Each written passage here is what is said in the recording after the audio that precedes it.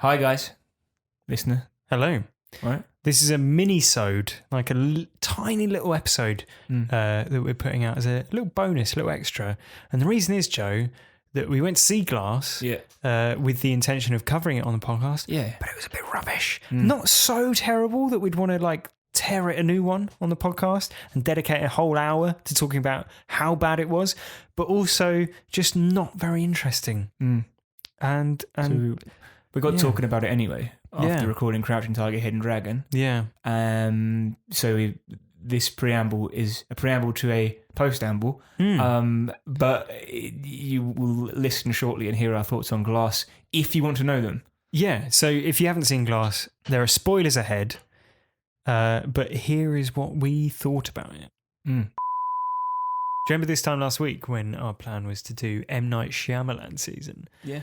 And then the big idea was we'd watch a classic M. Night Shyamalan film then Glass. Yeah. Because Glass is the hot new release of early 2019. Yeah. And then we went to see Glass. And it's not that it's terrible. It's just that there's absolutely nothing that I could think to say about it. It is terrible. I fucking hate it. Like, really? Yeah. Because it's percolated badly for me. Right. Okay. Like, you know when you turn it's on an not oven good lamp and it's solid and has to warm up. Yeah. That's kind of happened with Glass, but the lava lamp just broke and burnt my legs. Right. Yeah. It's dreadful. I didn't hate it. I really sort of aggressively didn't like the sort of last 20 minutes, I think. Yeah, it put like chess. It put all its pieces in place, but then just forgot how to play, I think.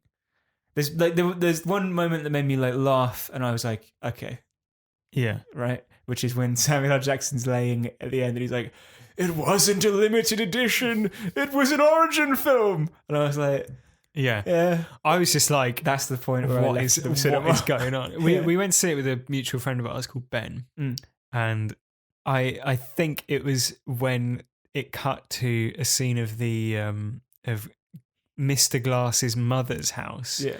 And she's an octogenarian. Right. Played by a woman younger than Samuel L. Jackson. Correct. Yeah, with aging prosthetics on. Yeah. And she has an old iMac which she keeps running for some reason. Like, no person over the age of 50 it leaves their like laptop or computer or whatever running in the background as a lot of young people do. Right, yeah. And it's like, it's just on in the background and an email pops up, right? Saying, oh, actually, this is the big twist. Yeah. And I that happened and I went, and I sighed so loudly that Ben looked over and started laughing. And then after the film was like, I saw the moment the film lost you. It was bad. Yeah, it did. It lost its way, I think. The most entertaining thing for me is I get a very stiff back when I sit down for too long. Yeah. And I'm able to click it. I'm able to get that on mic now. This is me clicking my neck, and this isn't put in. Right? I did that in the movie, and the people behind me were like, oh my God. It's the beast. Right, basically, yeah. They were like, and I heard a number of people were like, God almighty. And I was like, that's fair. Yeah, that took me out of the film. Yeah. But it wasn't in the film. And that is the fault of M. Night Shyamalan in many ways. Give me a stiff back. Yeah. It wasn't good. No, I like his films are exceptionally hit and miss. Extremely hit and miss. Yeah. Like, and that was one of them. One of the misses. Because that morning, I watched Unbreakable. Yeah. Because I thought I'd have to see the trilogy. But if you hadn't seen Unbreakable and Split, that movie would have been absolutely meaningless to you. Yeah. Like, do you know what I was thinking going into watching Glass? Is that I reckon M. Night Shyamalan, he might have made one of the best superhero trilogies ever. You thought that going in? Going in, yeah. Because I was like, not coming out. Because you think, what are the trilogies? Iron Man is, sort of probably a 7 out of 10, for most of the trilogy. Dark Knight is pretty much at the top and untouchable. Yeah. Spider-Man 3 I rewatched recently and it is dire. Really? That bad? Yeah. And even my girlfriend, who is like a Spider-Man obsessive. Like she absolutely loves Spider-Man for some reason. Really? Yeah. Ginger, that's why. Pardon? She's ginger, so she obviously puts that's why she makes me wear that mask all the time. Exactly, yeah. Even she hated it. Really? And so that basically all of that, I was thinking he might have actually secretly done one of the best superhero trilogies ever. Then I watched Glass and I was like, nope, absolutely not. No, he has not. The twists in Glass are not, they're incomprehensible. I tell you where it goes down. I tell you where they show the hand and you're like, okay, interesting. And then nothing happens. I tell you the multiple places it falls down, and this is spoilers for anyone who hasn't seen Glass. Right. Okay? We'll put this at the end. So if you haven't seen Glass and you're still listening, there's nothing for you now. Yeah. Goodbye. Thanks for listening. Goodbye. See you next week. Yeah. So here's where it falls down. Okay. First 2/3, absolutely fine. Great. I'm enjoying seeing James McAvoy doing his thing. That's fun. He's very good. Right. Yeah. Bruce Willis is just like, he's just above the level of being like aggressively bored by the whole experience. Yeah. Right. Samuel L. Jackson has been comatose for most of it, but then he starts, warming up a bit. That's fine. Right. Then there's this whole thing of we're going to go to this tower, there's going to be a big fight, and you're like, that's odd, ambitious, but I'm interested to see how M. Night Shyamalan would stage something like that, and it would be an appropriate climax to a superhero trilogy, right? Yeah. They get to the car park and they never leave the car park, and what you have is like just about 40 minutes, it seems like, of just really awkwardly staged, like, everything's shot from like CCTV angles, which has a point later, right? It comes full circle later. When you find out that Mr. Glass had been streaming. Yeah, right. And like, but you're just like, this is weird. Like, I get that he's trying to do like a weird superhero movie, but there's different types of weird, and this is just weird. He sat down and written out, these are the components of the superhero movie, and I'm going to do my own version of that. Yeah. But he's got it badly wrong. Well, but the first two films are really great. And so it's... but here's where it lost me, is when you got these people in the car park, and you've got like... They have a bit of a scuffle, and then they stop, and then some other people appear, and then you have a little drama moment. Have a scuffle. Yeah, and then you've got the bits where it started losing me, like really losing me, was when Samuel L. Jackson's like, of course, the comic book, there must be this element and this element.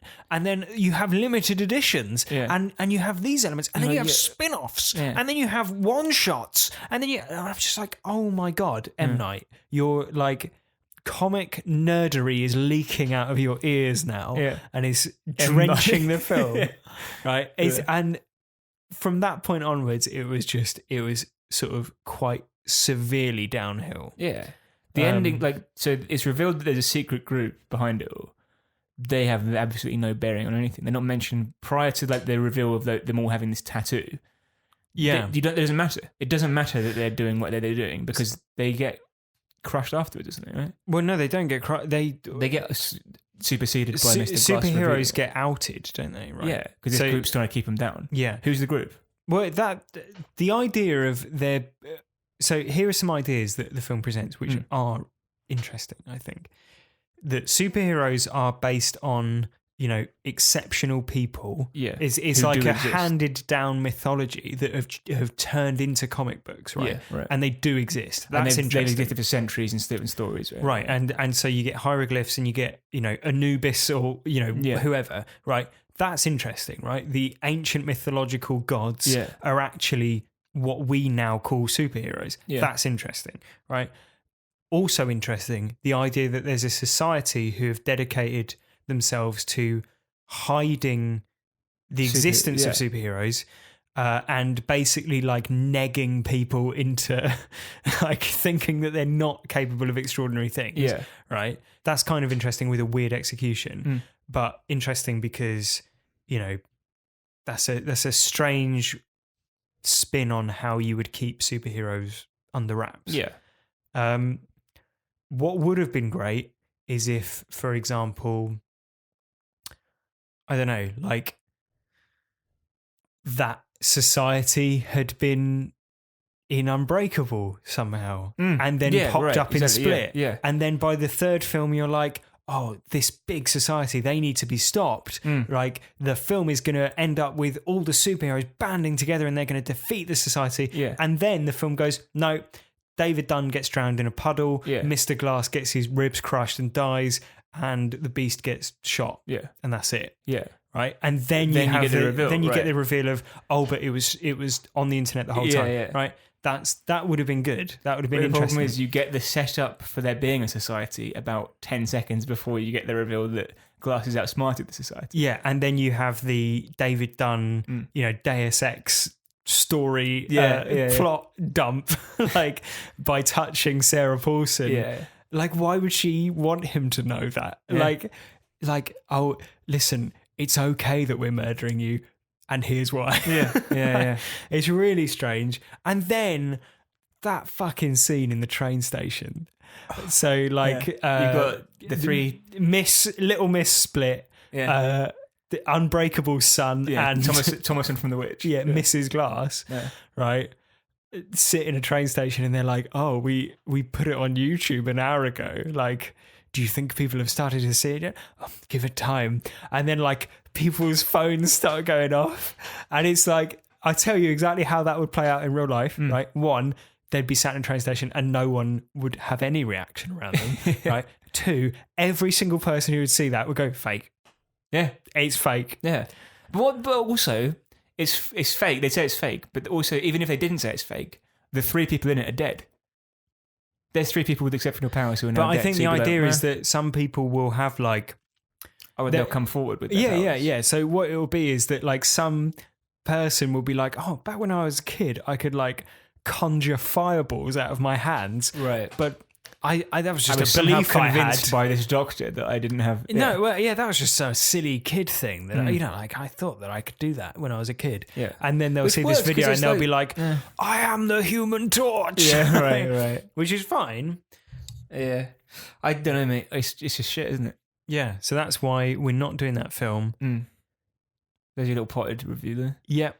I think... how would you survive glass? How would you survive glass? Well, I read not Roger Ebert's review, but a review on rogerebert.com of Glass, which said, I don't know anything at the end that I didn't know at the beginning. Yeah. Which is pretty true. Mm-hmm. You tread water for the whole movie. Yeah. With, like, the characters are all convinced that they're not special. Yeah. And then in the last 5 seconds, it's like, no, they were special. And it's like, well, I knew that because I've seen the other films.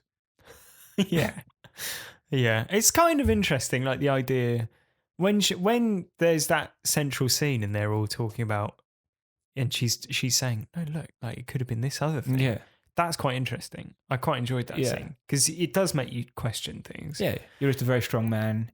You believe these things are the true placebo effect kind of thing. You're like, oh, okay. Yeah. Confirmation bias or whatever. Yeah. But then also, he wouldn't have made a trilogy about, superheroes. Delusional people. If the reveal at the end of it, if that scene had happened at the end of it, and it's like, no, really, you are just shit. And I'll demonstrate it. And that could have been kind of interesting. They shoot David Dunn in the head and he dies. And like, well, see? And you're like, oh. And then Glass is just left in a room alone, like crying because he's like, I was wrong about everything. That would be better, right? Yeah. Yeah. Because we said that the twist in Split is that there is no twist. Everyone's telling the truth the whole time. The twist is that it's in a different genre than you expect. Yeah. Right? That's the twist. And that's great. Yeah. So don't watch Glass. Watch Split again. Yeah. I don't have any thoughts on how to survive it because it's boring. No. Fine. Yeah. Cheers. Bye.